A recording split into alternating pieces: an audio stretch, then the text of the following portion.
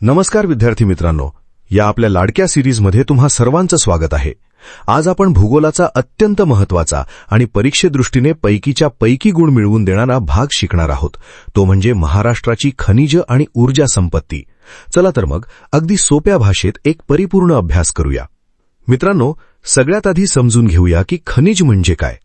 सोप्या भाषेत सांगायचं तर निसर्गातून मिळणारा असा एक एकजनसी पदार्थ ज्याची रचना असेंद्रिय असते आणि ज्याला एक निश्चित रासायनिक संघटन असतं। आता परीक्षेसाठी महत्त्वाचा फॅक्ट लक्षात ठेवा, महाराष्ट्राचा एकूण 58,000 चौरस किलोमीटर एवढा क्षेत्रफळ भाग हा खनिजांनी व्यापलेला आहे। म्हणजेच आपल्या राज्याच्या एकूण क्षेत्रफळाच्या 19% भाग हा खनिज क्षेत्र आहे। जसं भारताचं खनिज हृदयस्थळ हे छोटा नागपूर पठार मानलं जातं, अगदी तसंच महाराष्ट्राचे खनिज हृदयस्थळ म्हणजे आपला चंद्रपूर जिल्हा। हा मुद्दा स्टार करून ठेवा, परीक्षेत नेहमी विचारतात। चला आता महाराष्ट्रात हे खनिजांचे साठे नेमके कुठे आणि किती विभागले आहेत ते या चार्टवरून समजून घेऊया। सगळ्यात जास्त म्हणजे तब्बल 60% खनिज साठा एकट्या नागपूर विभागात सापडतो। यात भंडारा, चंद्रपूर, गडचिरोली आणि गोंदिया हे जिल्हे येतात। त्यानंतर नंबर लागतो कोकण विभागाचा, जिथे 20% साठा आहे, विशेषतः रायगड, रत्नागिरी आणि सिंधुदुर्ग।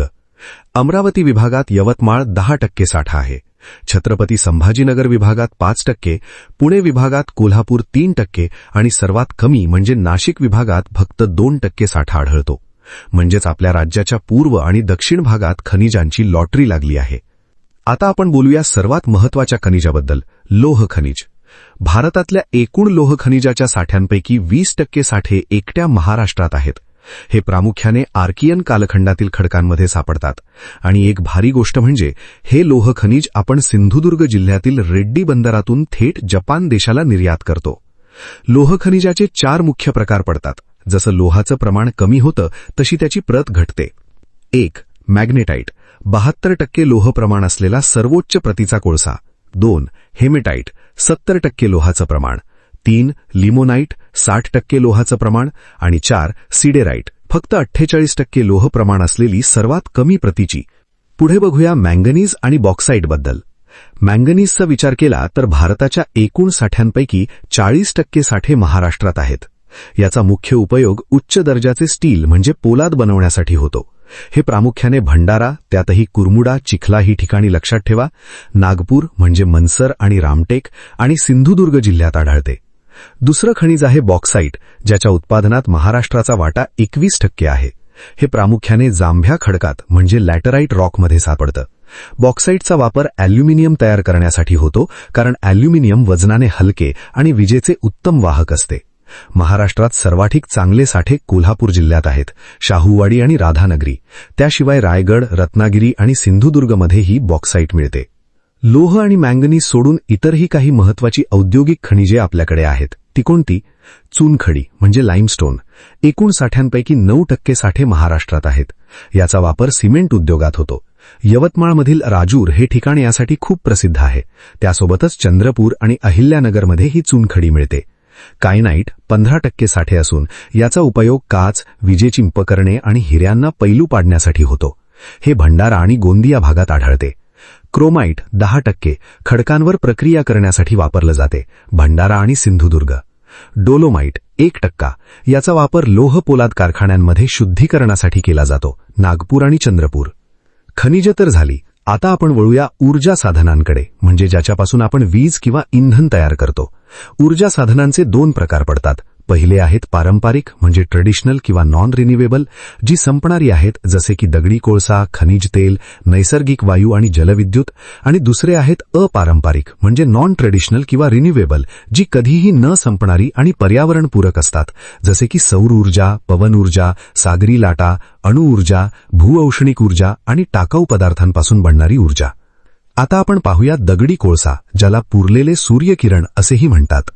महाराष्ट्रात दगडी कोळशाचे साठे प्रामुख्याने वर्धा आणि वैनगंगा नदीच्या खोऱ्यात सापडतात। यात चंद्रपूर, जिथे बल्लारपूर येथे सर्वात मोठे साठे आहेत, यवतमाळ आणि नागपूर हे जिल्हे आघाडीवर आहेत। कार्बनच्या क्रमाणावर याचे 4 प्रकार पडतात। 1. अँथ्रासाइट, 95% कार्बन असलेला हा सर्वोच्च प्रतीचा कोळसा। 2. बिटुमिनस, 70 ते 80% कार्बन। महाराष्ट्रात आणि भारतात सर्वाधिक साठे याच प्रकारचे आहेत। 3 लिग्नाईट 40 ते 45% कार्बन याचा प्रामुख्याने वीज निर्मितीसाठी होतो आणि 4 पीठ 40% कमी कार्बन असलेला हा सर्वात कमी प्रतीचा कोळसा घरगुती वापरासाठी येतो. मित्रांनो, महाराष्ट्रात सर्वाधिक वीज निर्मिती ही दगडी कोळशाच्या आधारे म्हणजेच औष्णिक वीज म्हणून केली जाते. यासाठी इंधन म्हणून कोळसा, लिग्नाईट किंवा नैसर्गिक वायू वापरतात. आपल्या राज्यातील प्रमुख औष्णिक वीज केंद्र तोंडपाठ करून ठेवा: नागपूर, कोराडी आणि खापरखेडा, चंद्रपूर, दुर्गापूर आणि बल्लारपूर, नाशिक, एकलहरे, ठाणे, पालघर, चोला आणि डहाणू, जळगाव, फेकरी म्हणजे भुसावळजवळ, बीड, अकोला, परळी म्हणजे बीडमध्ये आणि पारस म्हणजे अकोल्यात. आता वळूया प्रदूषणमुक्त ऊर्जा साधनाकडे म्हणजे जलविद्युतकडे. महाराष्ट्रातील कोयना धरणाला आपण महाराष्ट्राची भाग्यरेषा म्हणतो, कारण हे राज्यातील सर्वात मोठे जलविद्युत केंद्र आहे. इथे आशिया खंडातील पहिले भूमिगत वीजगृह नॉर्वेजियन तंत्रज्ञान वापरून उभारण्यात आले आहे. इथे लेक टॅपिंग म्हणजेच पाण्याच्या तळाशी बोगदा करून पाणी काढण्याचे ऐतिहासिक प्रयोग झाले आहेत. पहिले लेक टॅपिंग 13 मार्च 1999 आणि दुसरे 25 एप्रिल 2012 झाले. भारतातील पहिले जलविद्युत केंद्र सिद्रापॉंग 1997 आणि शिवसमुद्रम 1902 होते, तर महाराष्ट्रातील पहिले जलविद्युत केंद्र 1916 खोपोली येथे सुरू झाले होते. आता पाहूया पवन ऊर्जेबद्दल म्हणजेच वाऱ्याच्या वेगावर चालणारी ऊर्जा. 1994 विजयदुर्ग येथे राज्याचा पहिला पवन फार्म उभारण्यात आला, ज्याची क्षमता 1.5 मेगावॉट होती. त्यानंतर 1997 जामसांडे देवगड सिंधुदुर्ग येथे राज्याचा पहिला व्यावसायिक प्रकल्प सुरू झाला. सर्वात महत्त्वाचा मुद्दा, धुळे जिल्ह्यातील ब्राह्मणवेल हे आशिया खंडातील सर्वात मोठे पवन ऊर्जा केंद्र आहे, ज्याची क्षमता तब्बल 548 मेगावॉट आहे. याशिवाय सातारा, ठोसेघर, चाळकेवाडी, सांगली आणि अहिल्यानगरमध्येही पवन ऊर्जेचे मोठे प्रकल्प आहेत. आता बघूया अणुऊर्जेबद्दल म्हणजेच न्यूक्लिअर एनर्जीबद्दल. अणुऊर्जेसाठी युरेनियम, थोरियम, लिथियम आणि प्लुटोनियम या इंधनाचा वापर केला जातो. मुंबईतील ट्रॉम्बे येथे भाभा ॲटॉमिक रिसर्च सेंटर अंतर्गत 6 महत्त्वाच्या अणुभट्ट्या कार्यरत आहेत. 1 अप्सरा 1956 ही इंग्लंडच्या मदतीने उभारलेली आशियातील पहिली अणुभट्टी ठरली. 2 सायरस ही कॅनडाच्या मदतीने उभारली. 3 झर्लिना ही संपूर्णपणे भारतीय बनावटीची पहिली अणुभट्टी आहे. 4 पूर्णिमा 1, 5 पूर्णिमा 2 आणि 6 ध्रुव. अणुऊर्जेचा व्यापारी प्रकल्प विचारला तर डोळे बंद करून उत्तर लिहायचं तारापूर अणुऊर्जा केंद्र. हे केंद्र पालघर जिल्ह्यात मुंबईच्या उत्तरेला साधारण 100 किलोमीटर अंतरावर आहे. याची स्थापना 1969 अमेरिकेच्या मदतीने केली गेली. याची क्षमता 420 मेगावॉट असून या केंद्रातून निर्माण होणारी वीज महाराष्ट्र आणि गुजरात या दोन्ही राज्यांना पुरवली जाते. आता आपण समुद्रात जाऊया. खनिज तेल आणि नैसर्गिक वायू यासाठी महाराष्ट्रात बॉम्बे हाय हे क्षेत्र जगप्रसिद्ध आहे. मुंबई किनारपट्टीपासून 176 किलोमीटर दूर अरबी समुद्रात मायोसीन कालखंडाच्या खडकांमध्ये हे तेल साठे सापडतात.